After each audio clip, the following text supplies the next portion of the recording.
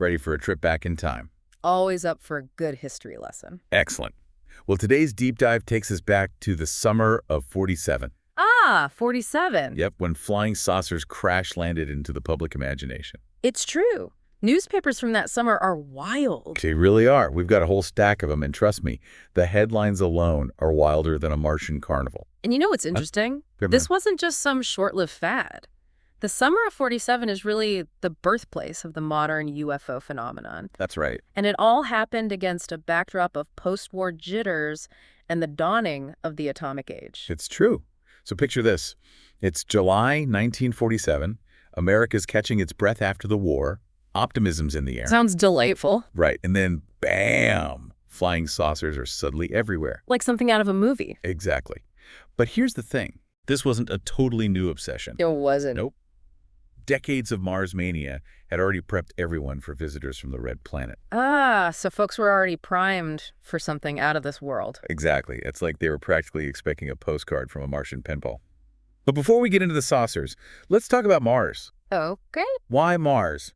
Why, when something weird shows up in the sky, did folks immediately jump to Martians? What made that the default explanation back then? Well, for one thing, the late 1800s had all that buzz about canals on Mars, thanks to astronomer Percival Lowell. Oh, right. I'd forgotten about him. It really captured the public imagination. And then you had Orson Welles. War of the Worlds, right. Yes. That 1938 radio broadcast really sent chills down everyone's spines. I mean, with its realistic depiction of a Martian invasion. Oh, absolutely. Yeah. By 1947, folks were practically expecting a postcard from a Martian pen pal. But this wasn't just sci-fi fans, right? This was mainstream news. Oh, absolutely. Okay. This was front-page news. Newspapers, even respected ones, were giving serious column space to Martian theories. Wow, they were really taking this seriously. They were. And you have to remember that this was a time when new technologies were emerging at a dizzying pace. The atom bomb had just reshaped everyone's understanding of what was possible. Right, the world had just peered into the abyss of atomic power. Exactly. And suddenly the idea of Martians with even more advanced technology wasn't that far of a stretch in people's minds. So it's like the A-bomb made Martians seem almost plausible? In a way, yes. Wild. Okay, so let's talk about this media frenzy. From what I've seen in these articles, newspapers went absolutely bonkers for saucer sightings. Oh, they did. It's uncanny how much it mirrors today's media landscape, actually. Really? How so? The speed at which those stories spread, the way they dominated headlines. Newspapers had immense power to shape public opinion, even back then. It's like they were Twitter and cable news all rolled into one. Exactly. And they weren't relegating this to the funny pages either. We're talking front page news. Front page every day. It's as if for a brief, shining moment, everyone put aside their worries about the Cold War and decided to collectively geek out about aliens. It was a welcome distraction for some, I'm sure. I bet. So did they cover the saucers more than, say, important political stuff? Some papers even dedicated more space to saucers than to crucial post-war conferences. You're kidding. Nope. It just goes to show how deeply this phenomenon resonated with people. It offered both a distraction from real-world anxieties and a new frontier for the imagination. Like trading war stories for tales of little green men. Exactly. But, this wasn't the first time something like this had happened, right? Yeah. It's almost like history has a habit of repeating itself, only this time with a Martian twist. Right. The mystery airship craze of 1897. I've heard about that. Strange lights, unidentified objects, the rumor mill working overtime. It's a fascinating precursor to the 47 events. So were people back then just as baffled as they were in 47? Back then, people were just as baffled by these unexplained aerial phenomena. Huh. So same song, different decade. In a way, yes. But there's a key difference though, right? The 1897 craze fizzled out, while the 47 saucer phenomenon stuck around. Yeah, right. So why did the 47 craze have such staying power? What made it different? That's the million-dollar question. Some argue it was the heightened anxiety of the Cold War. The Cold War? How so? Think about it. The looming threat of nuclear annihilation, people were primed for the unknown, and the saucers fit that bill perfectly. I guess so. The world had entered a new era of uncertainty, and anxieties about technology, the future, and the vastness of space were fertile ground for speculation about visitors from other worlds. So it's like those Cold War anxieties created the perfect breeding ground for wild theories and speculation. Exactly. Let's be honest. Let's do it. Some of those theories from back then were pretty out there. Oh, yeah. We're talking about everyone from cultists to self-proclaimed experts. All sorts. There's even a chiropractor in these sources with some detailed thoughts about a 10th planet. Well, it's fascinating how the human mind grapples with the unknown. What do you mean? Well, when we encounter something we can't explain, our brains go into overdrive trying to find a way to make sense of it. It's true. And often that involves weaving in existing beliefs or fears, whether it's about secret societies, advanced technology, or visitors from other dimensions. Right. It's like everyone went rummaging through the cosmic attic and pulled out their favorite sci-fi props. I love that analogy. But were there any specific ideas from before 1947 that found their way into the mainstream saucer discussion? Oh, definitely. Take Amazing Stories magazine, for example. Amazing stories. Yeah. This popular pulp sci-fi publication had been publishing stories about extraterrestrial encounters for years before 47. So they were way ahead of the curve. Exactly. Those stories, while fictional, helped shape public perception and open people's minds to the possibility of alien life. So Amazing Stories was like ufology 101 before anyone even knew what ufology was. Got it. That's wild. Yeah. Any other intriguing examples from the source material? Let's see. Well, there's the fascinating case of the Shaver mystery. Okay, the Shaver mystery. What is that? So this was a series of stories published in, you guessed it, Amazing Stories. No way. And Amazing Stories again. Yep.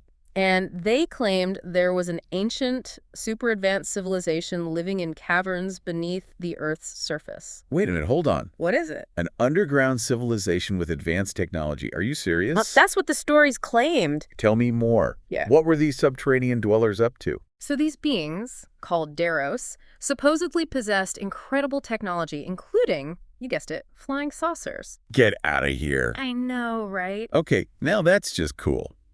Did people actually buy into this? It sounds like something straight out of a Jules Verne novel. You might be surprised to learn that the Shaver mystery gained quite a following. Really? Yeah. It tapped into this fascination with hidden worlds and secret knowledge, which had a particular resonance in the post-war era. Because of the whole secrecy thing with the Manhattan Project and so on. Exactly. People had just experienced the horrors of a global conflict, and the idea of advanced civilizations operating in the shadows didn't seem so far-fetched anymore. It's like the world was primed for extraordinary explanations after experiencing such an extraordinary event. And the idea of ancient beings with futuristic technology just threw another log on the fire of speculation. For sure. And what's really intriguing is how these seemingly disparate ideas, science fiction, occultism, ancient mysteries, all got tangled up with the flying saucer narrative. It's like a cosmic stew of weirdness. It really is. It's like they all converged in this perfect storm of cultural upheaval and uncertainty. So the flying saucer became this blank canvas onto which people could project their hopes, fears, and wildest theories. Exactly. I love it. But let's get back to those experts and their colorful explanations for a second. Sure. Were there any that were particularly memorable? Oh, there were some real gems. There was this one fellow named Meade Lane Okay. who was deep into occult circles, and he claimed that the saucers weren't actually spacecraft, They were but etheric beings from another dimension. etheric beings. You heard that right. He even said they could materialize and dematerialize at will. Materialize and dematerialize. Whoa. Yeah. This Lane character sounds like he had a pretty active imagination. He certainly did. He even claimed to hold seances to communicate with these beings. No way. Seances. Oh, yeah. Wow. So he was really committed to this idea. Absolutely. And Lane's theories highlight how some people sought answers beyond the realm of conventional science. They were blending elements of spirituality and the paranormal into their explanations. So we've got interdimensional beings, subterranean dwellers with high-tech gadgets. It's a lot to keep track of. It really is. Did anyone throw out the idea that these saucers might just be weather balloons or experimental aircraft? The more down-to-earth explanations? Of course. There are plenty of voices of reason amidst the Martian frenzy. Okay, good. At least someone was thinking straight. Scientists, pilots, even some journalists tried to offer more grounded explanations for the sightings. What did they say it was? They suggested things like misidentified aircraft, weather phenomena, or even hoaxes. So basically, the usual suspects when it comes to UFO sightings. Very much. It's human nature, isn't it?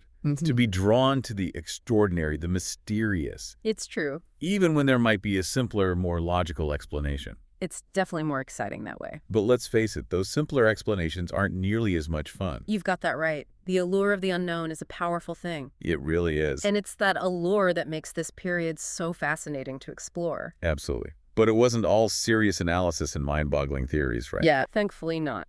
This whole saucer craze must have provided endless material for comedians and satirists. Oh, you better believe it. A cultural phenomenon this bizarre had to have its lighter side. I'd imagine so. Newspapers were filled with cartoons depicting Martians and all sorts of comical situations. I bet. Like what? Let's see, there were humorous articles poking fun at the experts and their theories, and even staged hoaxes that played on the public's fascination with flying saucers. So it's like the entire nation took a break from reality and booked a one-way ticket to laugh it up at the aliens' land. Something like that. And you know what they say? Laughter is the best medicine. Especially when you're dealing with potential intergalactic invaders, right? Exactly. Speaking of laughter, do you want to hear a funny quote from the time? Oh, absolutely. Give me your best shot. Okay, this one always cracks me up. It's from Bob Hope. No way. Bob Hope was talking about flying saucers. Oh, yeah, he was. He said, and I quote, "I've heard the people on Mars are really advanced in education, medical research, and scientific development. Okay, so far so good. There's only one thing that keeps them from contacting us here on Earth. They're smart, too." Oh, classic Bob Hope. Always quick with a witty one-liner.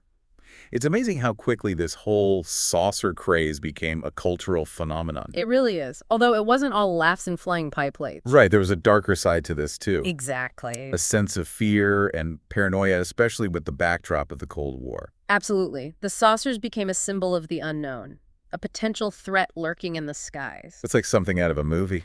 For some, they represented the ultimate fear, an alien invasion. An alien invasion. During the Cold War.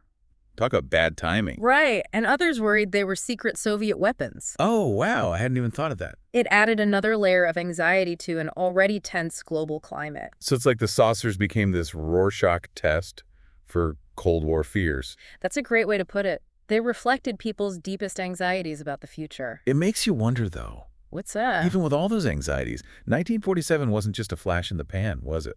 No, not at all. It left a lasting mark on our culture, don't you think? Absolutely. 1947 was a turning point. How so? I mean, that's the year flying saucer entered our vocabulary. That's true. I hadn't thought of that. And it's when that iconic image of the disc-shaped spacecraft really took hold in the popular imagination. It's funny how that image has stuck with us. It really has. And you know what else? That's also where we start seeing that recurring sci-fi theme. Which one? The whole us versus them trope. Oh, you mean where aliens invade and suddenly everyone on Earth forgets their differences and teams up to fight the common enemy? Exactly. Yeah. Where did that idea come from? Was it already brewing in 1947? It might surprise you to learn that, yeah, that theme emerged really early on in the saucer craze. Get out of here. Even amidst the fear and paranoia, some people saw a potential upside to an alien encounter. Really? Like what?